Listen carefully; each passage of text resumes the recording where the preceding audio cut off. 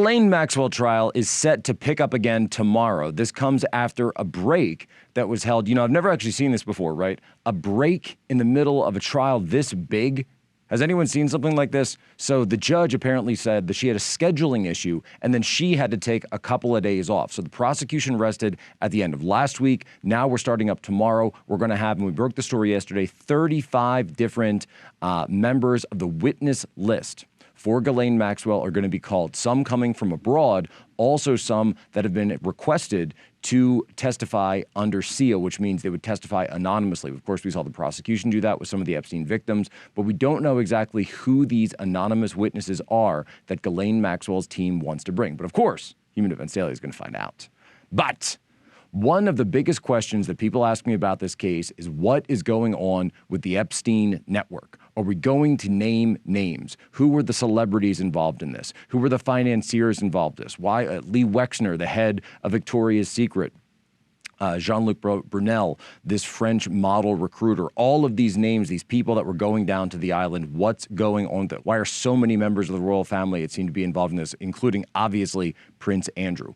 Well, you're in luck because the Department of Justice has just made a deal that all of the Epstein network is about to be made public. All of the black books are about to be released and everything. Oh, wait, no, I'm sorry. I'm reading that backwards. They've made a deal. It's all going to be sealed. None of it is going to come out.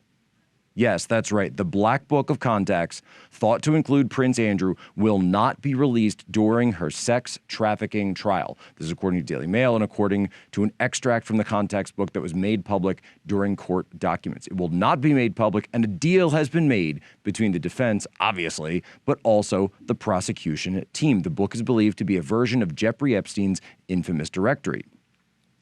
This prosecution defense trial have made a deal. Judge Allison Nathan ruled at the Manhattan federal court that only small parts of the directory would be released under seal. It is said to be a version of Epstein's infamous 97-page book containing the names and addresses of almost 2,000 world leaders, celebrities, and businessmen. There's one page of it that came out where you just see it's redacted, redacted, redacted, redacted, redacted, redacted. And then you just see Duke of York on top. Great. Thanks so much. Really appreciate it. You are doing the public an absolute service here, Department of Justice, and I, for one, salute you.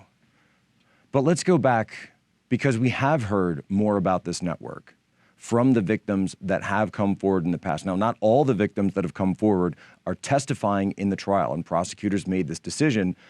Quite frankly, I think it's a terrible decision that was made by these prosecutors. I think they could be making a much stronger case against Ghislaine Maxwell, have all the victims who are willing to testify come forward, whether it has to be anonymously, and you want to do that to protect their identities, or if there are people that have come out publicly already and have evidence of crimes or were eyewitnesses to these crimes. Most importantly, what's going on with the blackmail situation, those 20,000 images.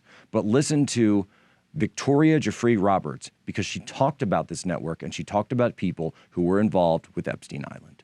In newly released court documents, accuser Virginia Roberts-Giuffre says this was one of the places Epstein abused underage girls. In a 2011 transcript of a conversation with attorneys, Giuffre said she saw former President Bill Clinton on the island. According to this document, she told lawyers, "I remember asking Jeffrey, what's Bill Clinton doing here, kind of thing. And he laughed it off and said, well, he owes me a favor. He never told me what favors they were."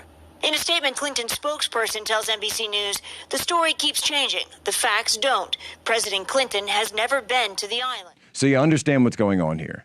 Because I get this question every single day, literally every single day. They say, Poso, when are we going to get more information on the network? When are we going to get more information of who was involved? When are we going to get the details? And I'm like, do you not understand what point in the movie you are in? We are not going to get that information from this trial. They have a 37-year-old lead prosecutor. Right, that's it. That's the highest level of person that they've brought into this. But they also brought in, who else did they bring in? Maureen Comey, the handpicked successor, the daughter of Jim Comey, the former head of the FBI under Barack Obama. This is the reason. President Obama appointed him, brought him in. He stayed on during the President Trump years. We understand who this guy is. We understand that his job is to cover up what the establishment does not want anyone let you know.